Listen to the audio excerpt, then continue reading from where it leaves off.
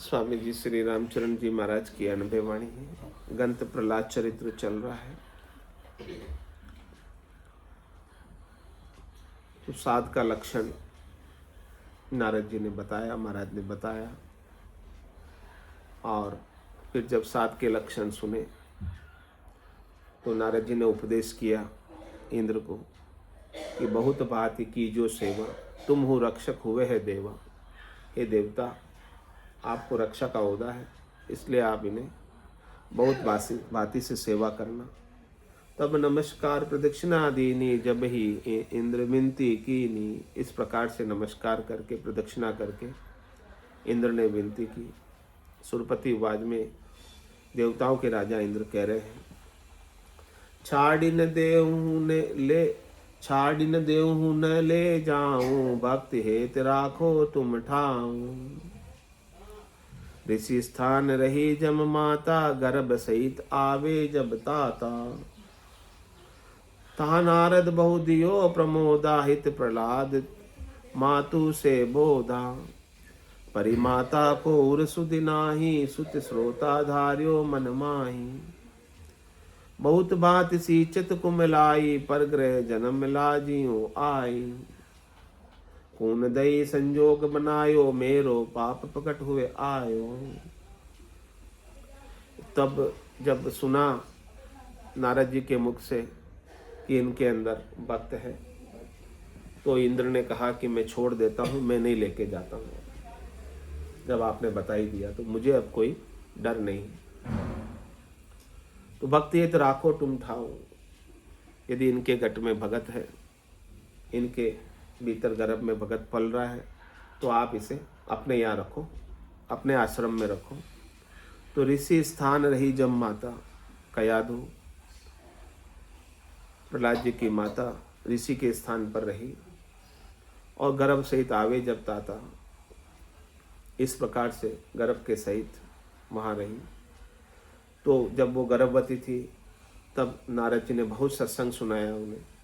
ता नारद बहु दियो प्रमोदा, बहुत प्रकार से ज्ञान दिया। हित प्रहलाद मातु से बोधा, तो माता के माध्यम से प्रहलाद जी का हित किया, प्रहलाद जी के ऊपर कृपा की, प्रहलाद जी को बोध हुआ ज्ञान का। परिमाता को सुधि नाही, सुत श्रोता धार्यो मन माही। माता को तो कम समझ आया, इतना समझ नहीं आया, लेकिन प्रहलाद जी को सब कुछ समझ आ गया ज्ञान। और माता तो बहुत बात सींचित कुमलाई, बहुत प्रकार से ज्ञान से उनकी सिंचाई की, ज्ञान को बहुत सुनाया, लेकिन सींचते हुए भी कुमला गई। क्या कुमला गई, क्यों कुमला गई? क्योंकि परग्रह जन्म लाजियो है, कि मेरे को कौन सा ऐसा पाप का उदय हुआ है जिसके कारण से मैं अपना पुत्र दूसरों के घर में जाकर जन्म दूंगी। तो ऐसा उसने जब कहा तो नारद जी ने कहा, पुत्री बहन सुनरी बाई, होसी पुत्र अपने गृह जाई। हे पुत्री, हे बहन, हे बाई, सुनो, आपके जो पुत्र होगा वो जब आप अपने घर जाओगे तब होगा। होई प्रसन्न ऋषि आसिका दीनी, माता तभी शीश धर लीनी। इस प्रकार से नारद जी ने उन्हें आशीर्वाद दिया। तो इन्होंने अपने शिरोधारी किया आशीर्वाद को। कयाधु ने महाहिरणा कश्यप तपस्या मांडी, इंद्री मंथन ममता खांडी। और पीछे से जंगल में हिरण्यकश्यप कठोर तपस्या कर रहे हैं, अपने मन और इंद्री का खंडन कर रहे हैं, तन का खंडन कर रहे हैं। तन को तपा रहे, मन को तपा रहे हैं, इंद्रियों को तपा रहे हैं। असुर ऊर्ध तप ठान्यो भारी, चरण अंकुश दे आधारी। इस प्रकार से हिरण्यकश्यप ने बहुत भारी तप किया, अपने चरण के अंगूठे के ऊपर पूरे देह को खड़ा रखा, इतनी कठोर तपस्या की। सकल देवगण भय दुराखे, तब सुर जाए विरंचे भाके। तो जब ऐसी उनकी कठोर तपस्या को देखकर देवगण कंपायमान हो गए, दुखी हो गए, परेशान हो गए। क्यों? क्योंकि ये अभी तपस्या करके शक्ति प्राप्त कर लेगा, शक्ति प्राप्त करके वरदान प्राप्त करके हमें ही युद्ध में हराएगा और हमारे सिंहासन पर कब्जा कर लेगा। इसलिए सब देवताओं को दुख हुआ, चिंता लगी, भय लगा। तब देवताओं ने सब ने मिलकर ब्रह्मा जी के पास गए और कहने लगे कि ओ उग्र तप देह सुखानी भय मान देवगण बोले बाणी, कि उन्होंने बहुत कठोर तपस्या की है, उन्होंने कठोर तपस्या करके अपने देह को सुखा दिया है। इस प्रकार से डर डर कर देवता ब्रह्मा जी को कह रहे हैं वचन। देवगण उवाच में कहे ब्रह्मा हमको उठार दीजिए, के हिरणा कश्यप कहे सो कीजिए। हे ब्रह्मा जी, देखो वो बहुत कठोर तपस्या कर रहा है, तो आप किसके पक्ष में हो, आप ही बता दो। या तो हमारे पक्ष में हो तो आप हमें बचाओ, और नहीं तो फिर आप हिरण्यकश्यप जो मांगे वो देना। क्योंकि तपस्या बहुत करी अधिकारी, देव पूरी कंपत है सारी। उनकी तपस्या से, उनके तपस्या के वाइब्रेशन से हमारे अंदर कंपायमान हो रहा है, हमारे को डर बैठा जा रहा है कि वो तपस्या से वरदान प्राप्त कर लेगा, वरदान प्राप्त करके निरंकुश हो जाएगा, और निरंकुश होकर हमारे ऊपर आक्रमण करके हमारी इंद्रासन को छीन लेगा। तब ब्रह्मा मन कियो विचारा, सुरन सहित चालियो तिह बारा। तब ब्रह्मा जी ने मन में विचार करके देवताओं के साथ चले। स्वर्ग लोक ते ब्रह्मा सिधाए, बर देने को तत छिन भू आए। इस प्रकार से ब्रह्मा जी ऊपर के लोकों से आए और इस धरती पर आए, धराधाम पर आए, वरदान देने के लिए तपस्या से प्रसन्न होकर। ब्रह्मा उलसी विचार है सोई, वर द्यु असुर मांगी है जोई। ब्रह्मा जी ने खुश होकर कहा कि हे वत्स, आपको क्या मांगना है मांगो। आई असुर तन छिरक्यो जारी, करी चेतन पुनि वचन उचारी। इस प्रकार से असुर के तन पर, हिरण्यकश्यप के तन पर जल छिड़का।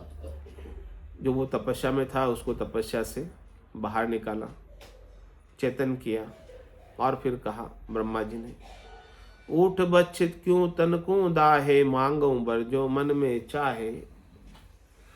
हे वत्स, उठो, क्यों तुम अपने तन को कष्ट दे रहे हो, तकलीफ दे रहे हो? क्या आपकी अभिलाषा है, क्या इच्छा है, वो आप मांगो। ब्रह्मा ऐसी गिरा उचारी, जब ये असुर मन हर्ष्यो भारी। जब इस प्रकार की वाणी हिरण्यकश्यप ने सुनी ब्रह्मा जी के मुखारविंद की, तब उन्हें बड़ा खुशी हुआ कि आज मेरी तपस्या फलीभूत हो रही है, आज मुझे तपस्या के प्रतिफल के स्वरूप वरदान प्राप्त हो रहा है। तो असुर ने, हिरण्यकश्यप ने कहा, क्या वर चाहिए मुझे? शस्त्र अग्नि जल विष भय नाई, ऋण दिवस बाहिर गरमाही। शत्रु संकट कबहु न होई, मन बच करम देव बर सोई। नर नाहर रुआले सूके, स्वर्ग पाताल रूपर भूके। जंतर मंतर जोदारण माई, ती ठोरम मृत्यु जनाई।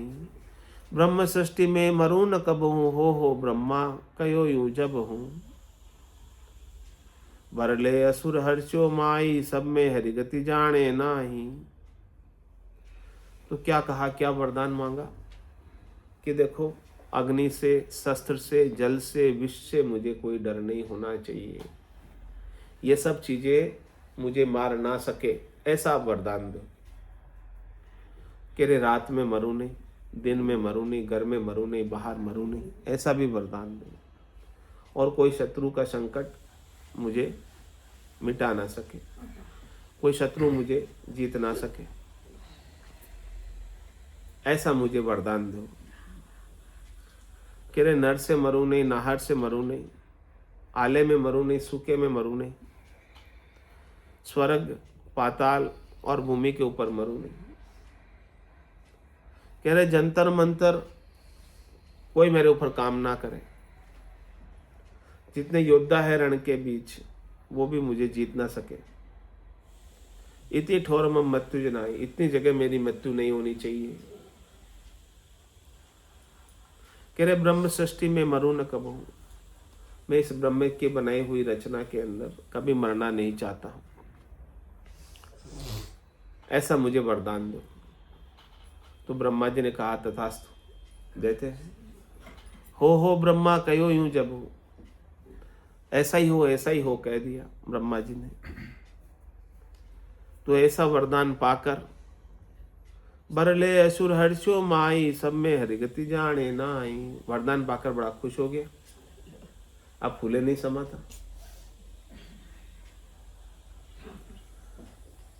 अब किसी को गणत में नहीं गिनता कि सब में हरि है।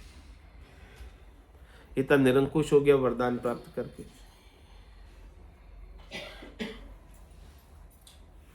दिव्य सत्वर्ष यहाँ तप कीनो, हुए प्रसन्न ब्रह्मा वर्दीनो।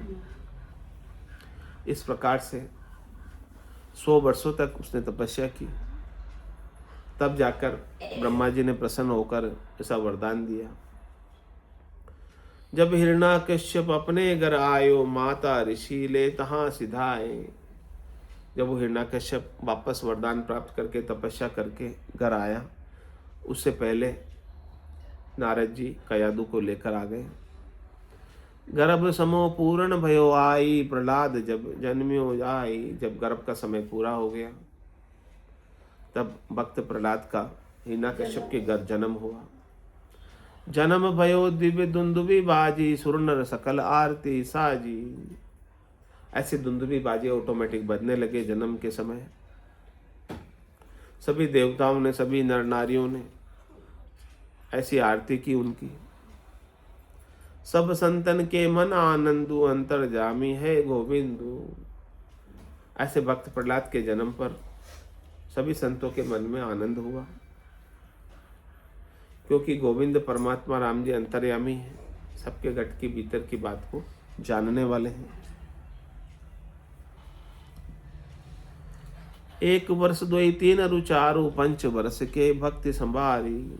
इस प्रकार से फिर प्रहलाद जी के जन्म के बाद 1 वर्ष के हुए, 2 के हुए, 3 के हुए, 4 के हुए, और जब 5 वर्ष के हुए बालक, तब उन्होंने भक्ति 5 वर्ष की अवस्था में ही धारण कर ली।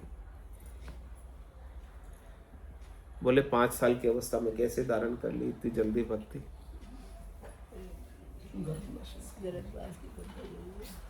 करे गर्भ ज्ञान समृद्धि सो आई, राम भजन लाग्यो सुध पाई। करे गर्भ में उन्हें जो ज्ञान हुआ था नारद जी के माध्यम से, उस ज्ञान की स्मृति रह गई, वो ज्ञान वापस प्रकट हो गया, और उस ज्ञान के कारण से राम भजन करने में लग गए। जैसे 5 वर्ष की अवस्था हुई, सारी इंद्रियां चेतन हुई, तो इंद्रियों के चेतन होते से ही वो राम भजन में लग गए, न कि इंद्रियों के सुखों में लगे। शरीर संसार के सुखों में लगने की बजाय राम भजन में लगे। धीरजवंत नीति लिया भारी, धर्म दयालु ज्ञान विचारी। प्रहलाद जी बड़े धीरजवंत थे, नीति के अनुसार चलते थे, धर्म और दया का पालन करते थे, और ज्ञान पर विचार करते थे। प्रगट कमाई आगले भासी, ले उसे नाम सुख राशि। कह रहे हैं कि ये अगली कोई कमाई, अगली कोई पुण्याई है जो अब यहाँ आकर प्रकट हुई है। तो उसके कारण से, अगली पुण्याई के कारण से, पूर्वली पुण्याई के कारण से नाम उनके गट के भीतर प्रकट हुआ। सुमरन नाम का वो कर पा रहे हैं और उसके सुख की राशि का आनंद ले रहे हैं। प्रेम मगन आनंद में झूले, देह दिशा न किलो भूले। इस प्रकार से भक्ति में, प्रेम में मगन होकर बड़े आनंद में झूलते हैं। देह की दिशा, देह से सुख लेने की इच्छा एड़ी से लगाकर चोटी तक भूल गए कि जैसे कोई देह वो हो ही नहीं। वो एक शुद्ध स्वरूप आत्मा है जो परमात्मा में भक्ति के माध्यम से, सुमरण के माध्यम से मिलने वाली है। उसी का भाव उन्हें हमेशा ब्रह्म का विचार चलता रहता है। देह के सुख दुख में वो पड़ते ही नहीं। स्वामी जी श्री रामचरण जी महाराज की जय। राम निवास धाम की जय। सतगुरुदेव की जय। संत सनातन धर्म की जय। संत भगवान की जय। राम जी राम राम महाराज, राम राम सा राम राम।